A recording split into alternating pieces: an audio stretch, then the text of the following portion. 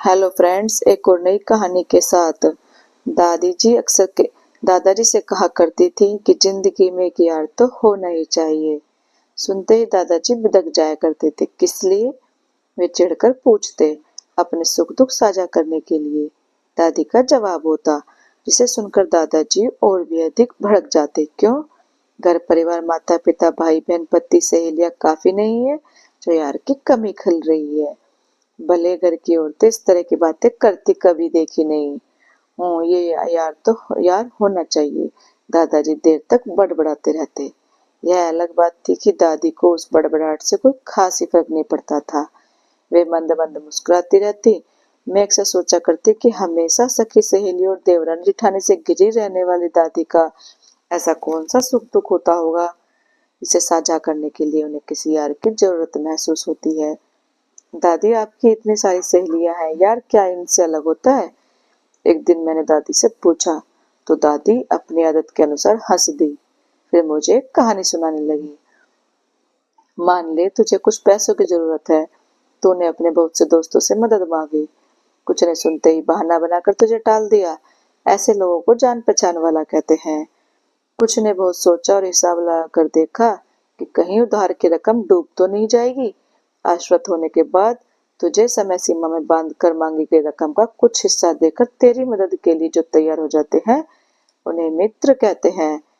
और जो दोस्त बिना एक भी सवाल के चुपचाप तेरे हाथ में रकम धर दे, उसे ही यार कहते हैं। कुछ समझी? दादी ने कहा।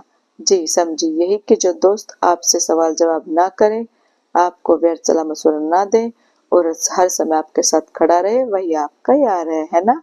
मैंने अपनी समझ से कहा। बिल्कुल सही। लेकिन तेरे दादाजी को ये तीनों एक ही लगते हैं, कहते हुए दादी की आंखों में उदासी उतर गई। यार न होने की टीस उन्हें सालने लगी। मैं बचपन से अपनी दादी के साथ रहती हूँ, क्योंकि मेरे मम्मी पापा दोनों नौकरी करते हैं। चूंकि दादाजी भी सरकारी सेवा में थे, इसलिए दादी ना तो उन्हें अकेला छोड़ सकती थी और ना ही वो चाहती थी कि उनकी पोती आया और नौकरों के हाथों में पले। इसलिए सबने मिलकर तय किया कि मैं अपनी दादी के पास रहूंगी। बस इसलिए मेरा और दादी का दोस्तियापा बना हुआ है। जब से हमारे सामने वाले घर में सीमा आंटी रहने के लिए आई हैं, तब से हमारे घर में भी रौनक बढ़ गई है।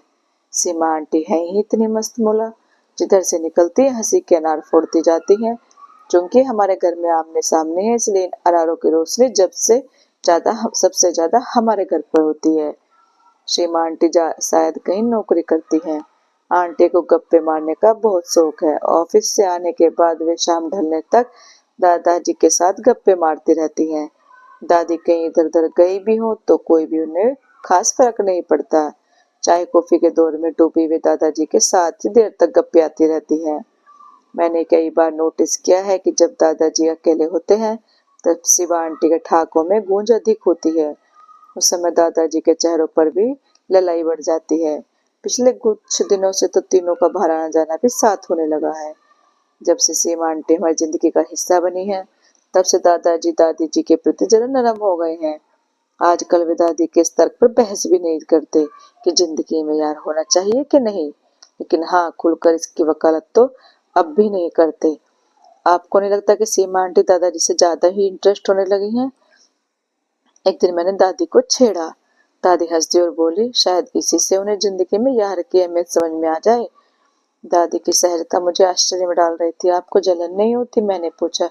किस बात की जलन? अब आश्चर्यचकित होने की बारी दादा की थी।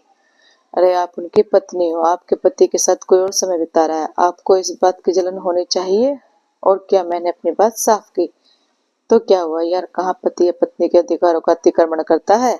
दादी ने उसी सहजता से कहा। मैं उनकी सरलता पर हंस दी। आज हमारी दादी हमारे बीच में नहीं है। अचानक उन्हें दिल का दौरा पड़ा और वे हम सबको हतप्रभ से छोड़कर आनंद यात्रा पर चल दी। 15 दिनों बाद मम्मी पापा सामाजिक औपचारिकताएं निभाकर वापस चले गए। वे तो मुझे और दादाजी को भी अपने साथ ले जाने की जिद कर रहे थे, लेकिन दादाजी किसी सूरत में इस घर को छोड़कर जाने को तैयार नहीं हुए। मैं उनकी देखभाल करने के लिए उनके पास रुक गई। वैसे भी मेरी स्नातक की पढ़ाई अभी भी चल ही रही थी। तो दोस्तों, आपको ये कहानी कैसी लगी? अच्छी लगी तो लाइक, कमेंट और शेयर करना और चैनल को सब्सक्राइब करना। Thank you.